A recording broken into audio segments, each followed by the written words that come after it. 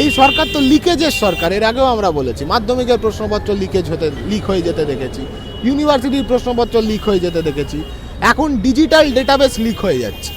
সামলাতে পারবে না তখন তাহলে এই ডিজিটাল ডেটাবেসটাকে প্রমোট করেছে কেন?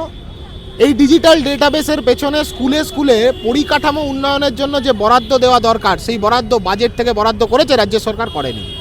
কম্পোজিট গ্রাউন্ডে স্কুলগুলোকে বাঁচানোর জন্য যে টাকাটা যাচ্ছিল এতদিন, সেই টাকাটাও বন্ধ করে দিল। অতএব স্কুল শিক্ষাটাকে লাটে তুলে দেওয়ার বন্দোবস্ত করছে।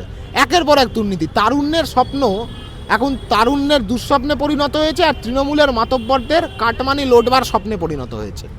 একটার পর একটা প্রকল্প, একই জিনিস, একই ঘটনা আমরা দেখছি।